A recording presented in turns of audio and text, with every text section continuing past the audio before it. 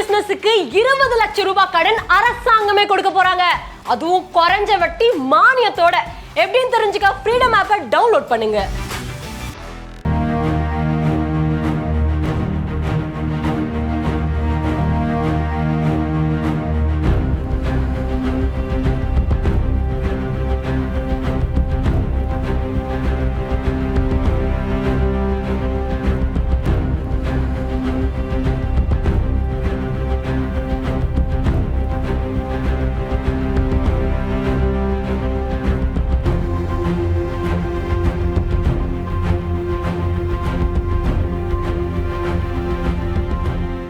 Chennai பட்டினப்பாக்கத்தில் balcony சுவர் இடிந்து விழுந்து இளைஞர் உயிரிழந்த சம்பவம் தொடர்பான சிசிடிவி காட்சிகளை நாம் திரையில் பார்க்கிறோம். தொடர்ந்து கூடுதல் விவரங்களை வழங்க இணைகிறார் எமது செய்தியாளர் சதீஷ் முருகன். சதீஷ் முருகன், வணக்கம். இந்த விவகாரத்தை பொறுத்த வரைக்கும் தற்போது வரை நமக்கு கிடைத்திருக்கக்கூடிய தகவல்கள் என்னென்ன, விரிவாக பதிவு பண்ணுங்க.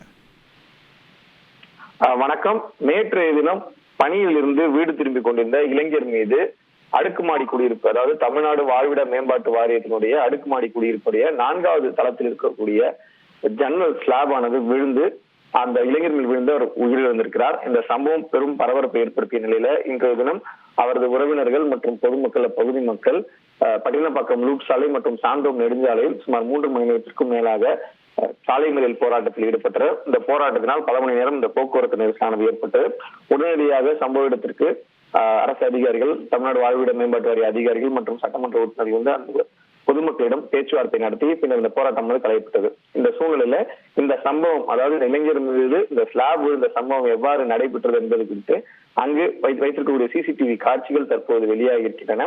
பணி முடித்து அவர் குலாப் என்பவர் அந்த வழியாக நடந்து வரும்போது மழை லேசாக பெய்து கொண்டிருக்கிறது. அந்த 4வது தளத்தில் இருக்கக்கூடிய ஸ்லாப் அப்படியே சரிந்து அவர் மீது விழுந்து உடனடியாக அவர் கரையில் விழக்கூடிய காட்சியை நம்மால் பார்க்க முடியுது இந்த சிசிடிவி காட்சிகளில.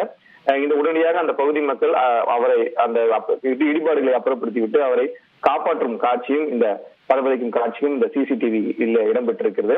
இந்த சம்பவத்தை பொறுத்தவரையில உடனடியாக அவருக்கு 5 லட்சம் ரூபாய் இழப்பீடு வழங்கப்பட்டிருந்த சூழ்நிலையில தற்போது அந்த பழைய கட்டிடங்களை இடித்து புது கட்டிடங்கள் கட்டித் தர வேண்டும், மேலும் இழப்பீடு வழங்க வேண்டும் என்ற கோரிக்கை வைக்கப்பட்டிருக்கக்கூடிய சூழ்நிலை அந்த நடவடிக்கை எடுத்து வருகிறது தமிழக அரசும். அது குறித்து சட்டமன்ற உறுப்பினரும் வாக்குறுதி அளித்திருக்கிறார். இந்த சூழ்நிலை தான் தற்போது இந்த சிசிடிவி காட்சிகள் வெளியாகி இருக்கின்றன. பகுதியில் இருந்தக்கூடிய சிசிடிவி காட்சிகளை பார்க்கும்போது சாதாரணமா நடந்து வந்து கொண்டிருந்த அந்த இளைஞர் மீது அந்த சிதிலமடைந்த அந்த கட்டிடத்திலிருந்து விழக்கூடிய ஸ்லாப் ஆனது அவர் நேரடியாக விழுந்து அவர் மரணம் அடையக்கூடிய காட்சி அந்த காட்சியின் பதிவாக குறிப்பிடத்தக்கது. நன்றி சதீஷ் முருகன், உங்களோட விரிவான தகவல்களுக்கு.